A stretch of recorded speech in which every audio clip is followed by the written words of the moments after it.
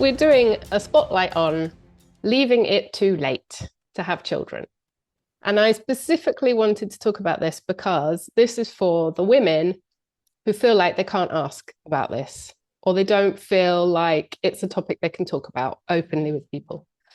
And I think it applies to women in general in whatever job they're in, but especially for musicians.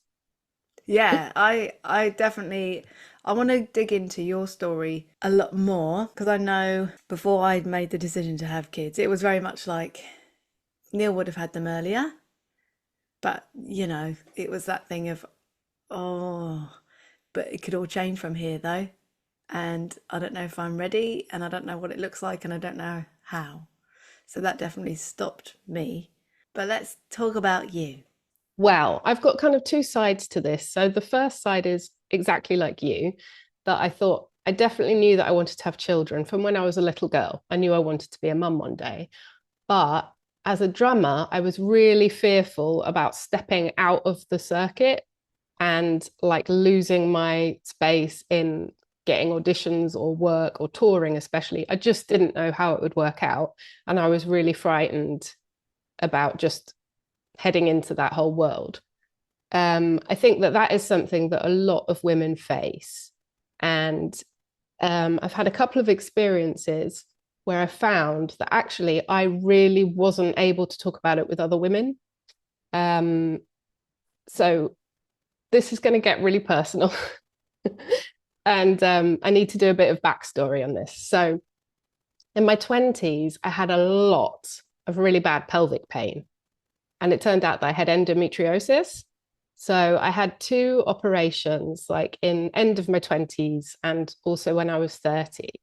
And first operation really didn't go so well. And the doctors said to me, you basically should have had children already, which was really hideous. It just frightened me. And it made me every day think like, maybe this is too late already.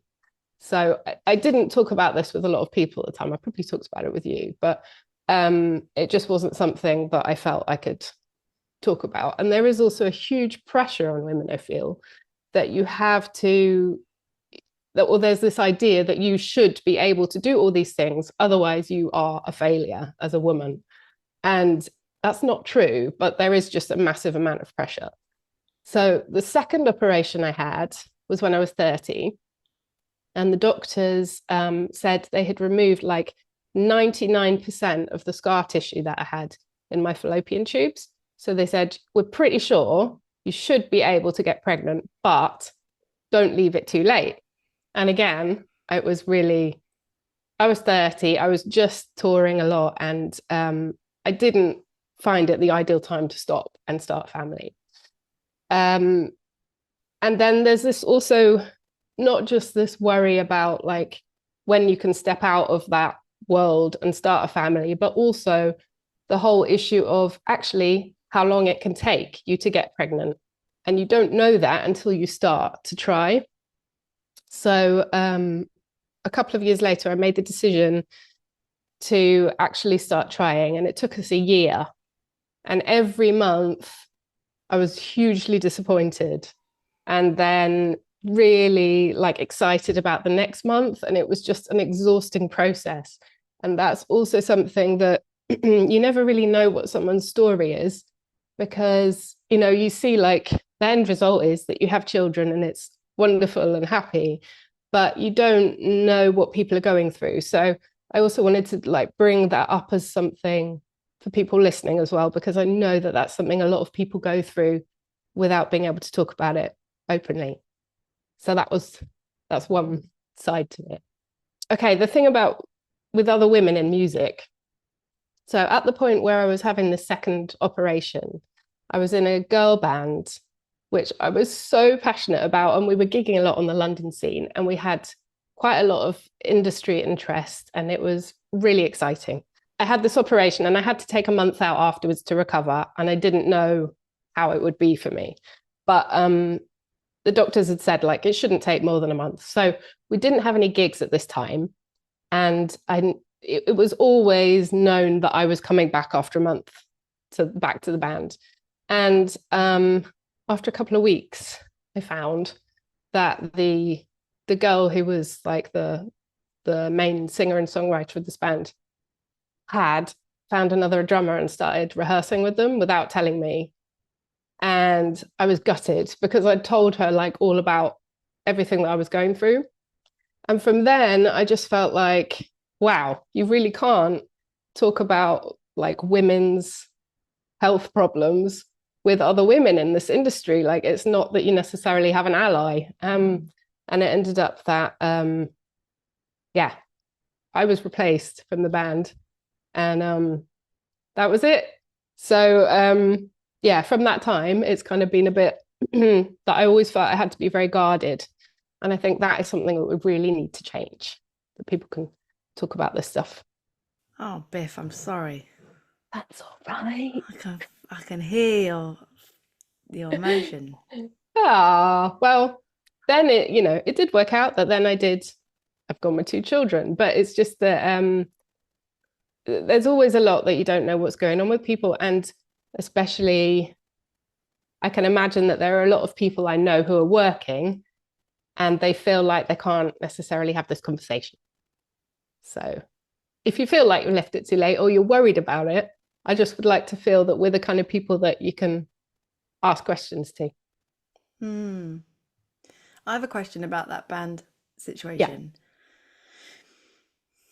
Do you think, and maybe this is a silly question, but do you think the nature of what you were getting done affected it? Like, for example, if you'd have said, "Oh crap, I just fractured my ankle. I'm gonna need like 4 weeks recovery and physio." Do you think that would have changed the outcome? Oh, it's really hard to say. I've thought about it a lot over the years, and maybe it would have done. Maybe this other musician was also a bit frightened. Um, I think she, nah, I don't know. I think she was just frightened in general that she would be left without what she needed for her project. And I can't really say. It's tricky. But I mean, it did for me personally, it did put everything really into focus of like what was important for me. And I did really, I mean, it was another 4 years until I had my first child.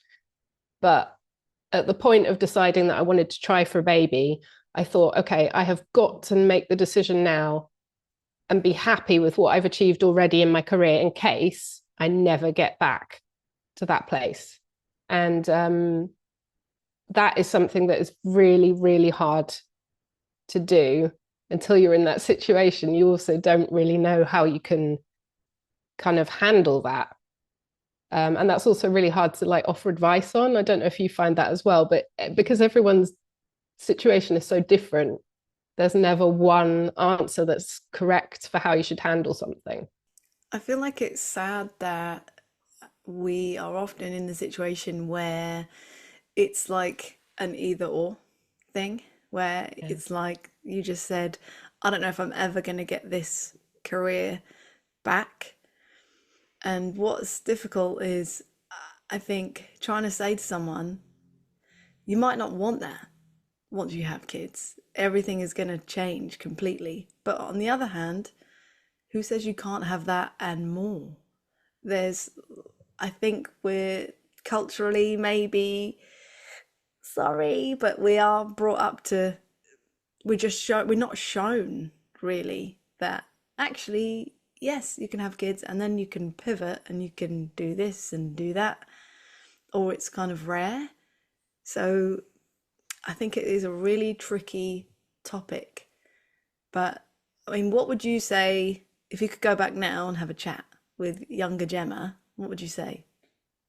I would say that I'd made totally the correct decisions at the right time because, like you say, everything changes. It's not necessarily that you want those same things, not just from the point of view of having children and becoming a mum, but also when you think about when you're older, you don't necessarily want the same things that you wanted when you were 20 anyway.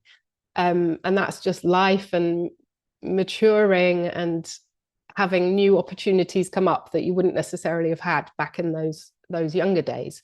So I'm glad I did everything the way I did it and when I did it. And I think that for women who are worrying about like stepping out of something, we've learned, especially from the last few guests that we've had on this podcast, that really it's not how you expect it to be. Like often, if you have that conversation with the people you're working for, they'll probably surprise you by being very supportive. And actually, the scariest thing is like that initial idea that you have before you talk about it with someone. Definitely. And I think, as you said, as the past guests have shown us, if you approach it with optimism, you can be so resourceful. Even like season one, the guests we had then, I remember just being blown away by how resourceful a lot of them were, and were just like, oh, well, I'm going to do this and I'm going to pay for this person and look after my kid here. And we've got a community, and it's just like a can do thing. It doesn't have to be this black and white, life changing, I'm never going to work again. I don't know, not it is a big deal, but also empower listeners or anyone who wants to talk with us that you can make it even better than it was, and there is no perfect time. I feel like so often we hear things that are so polarizing, like you're either this or you're this. You support Trump or you hate him.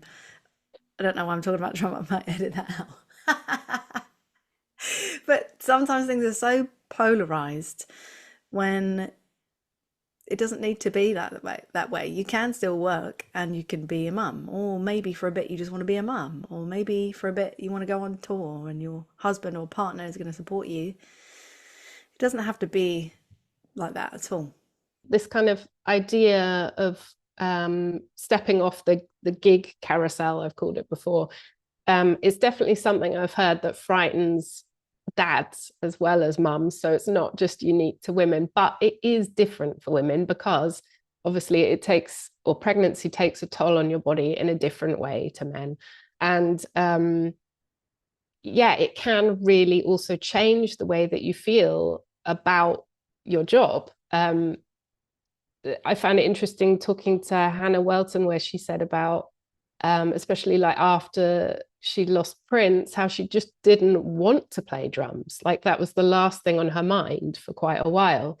And I mean, you can just never tell how you're going to be as a mum, what will come up when you've got a newborn to look after. So I think that it's very difficult to plan for, if it's something you can even plan for at all. And it's something that you just kind of have to handle like on the spot really when it as things come up. So yeah, I don't know, it's something frightening and individual, but it's also something that can work out really, really well, as we've seen from the people we've spoken to, and they've come back around maybe to what they were doing before, but a few years later, or like you say, they've got people around them who've helped that they can carry on doing what they're doing anyway. It's a really hard one because I remember going to the doctor, and I don't know if it was like a checkup in my 30s, or I don't even know, maybe it was a smear test, I can't remember. I was either like late 20s, early 30s, and they said you're getting you're getting old now. You need to think about having kids. And I remember feeling so offended and panicked, and it didn't feel good. It didn't feel good at all because at that time I was so far away from being in that place. So I think on one hand it's really tricky for women because you're constantly told clock is ticking, better get a move on. Always asked a question of either about your romance or about kids, and then once you've had a kid, they're always the next question is, well, when are you having another? And I don't like that because it's like, well, what about the women who don't want kids? What about the women who want to live alone? Who actually, I'm sure it was Liz Gilbert. I'm sure she said that there's a study done that shows that single women without kids live longer than anyone. And so I think the way society is can just shame those women, and I think that's completely batshit in the first place.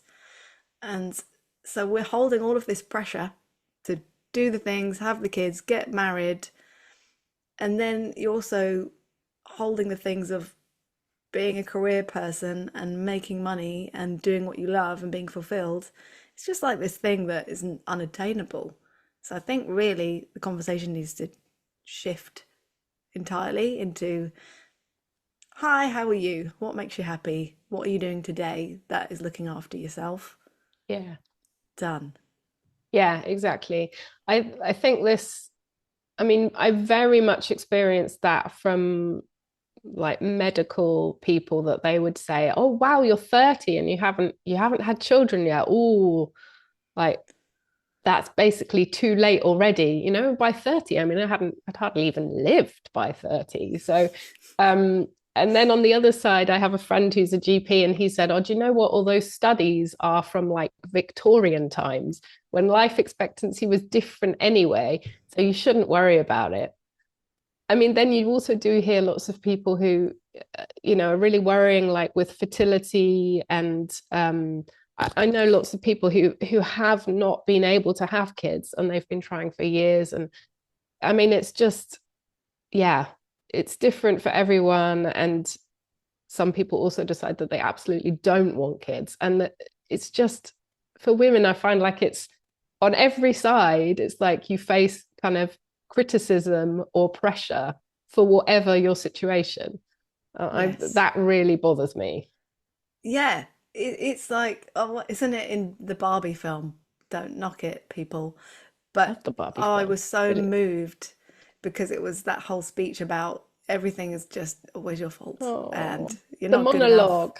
Oh, I cried so much, and that is, yeah, so good. me too. I definitely know that there are people working, and I know that it worries them, because I've heard, like, you can hear an undertone in a conversation where it Mm. feels like it's something people want to talk about, but it is a very personal topic, and I respect that not everyone is, maybe as much of a blabbermouth as I am about wanting to talk about things, but yeah, I just want it to be that people can come to us and ask those questions and not feel judged, or um yeah, like, just, it's a topic that is open for discussion. Do you know any people in your life who feel like they've kind of left it too late, not necessarily as musicians, but in other careers? Yeah, I know a few people and it's really tough. It's really hard because I'm not the person they want to talk to because I have kids. And then there's a guilt there. Yeah. Um, it's really hard. It's really hard because then I'm not sure who they are talking to. Um, but yeah, I've seen it a few times in my life. It's a theme, and yeah, I don't know. It's really, really tricky. What I'm trying to do is just hold the space and listen, and because you want to just start giving solutions, or have you thought about this? Have you thought about that? And then it's just not. It's not for me to say. And of course, they've thought of all the things because they're going through it, and it's really tricky. Um, and I hope, yeah, I don't know who they're talking to. I guess that's my worry. I think you're right. I've experienced that a little bit, where, like, at the time where I was trying to have my first child, then I had a couple of friends who were kind of going through the same thing at the same time. And so we would talk about that. But then at the point where I was pregnant, the conversation really stopped, because I know also for my friend it was really painful. And she Mm. didn't want me to feel bad. But it was a really, really difficult time. And then, like, a year or two later, she also got pregnant, and then, like, our friendship kind of came back together again. And she said, "Oh, I'm really sorry about that time, but I couldn't deal with it." And I was like, "Yeah, no, I mean, obviously I understand." And I didn't want to, like, make her feel sad by also sharing the stuff that I was going through with my pregnancy and having my baby. And it's quite a weird one. It just for, yeah, for friendships, it's a very difficult thing to kind of mesh together. Yeah, and I've also had friends who haven't been able to have children at all, and I sort of feel a bit guilty, and I worry about them feeling sad. Yeah, and I don't really know how you can kind of talk about that to kind of bring it around to a sort of like a constructive place to have those conversations from. It's a tricky one. It is a tricky one. And I think, oh God, I'm turning into this person who's quoting other people all the time. But sometimes it's helpful to know what to say when you don't know what to say. And just saying, I love you, I'm here with you if you ever want to talk about it. I don't know what to say, this is awkward, but I really care about you and I'm sorry. Yeah, I mean, I guess I know that people don't always want to talk about things either. It's like, people also deal with things in different ways. But yeah, I don't know. I just hope that that would be something that people would feel that they could either listen to this and it helps them, or that they can come to us and kind of ask for how it's gone. Because like I was saying earlier, it's not always that you just like have a bright, happy, rosy time and your children are there. Like, people go through things that are difficult, and you can also sort of take from that and your situation maybe. I just hope that some of these episodes will help a little bit, and yeah, that there's sort of some bits of information and also some inspiring people that we've spoken to who can show them that like everything is possible.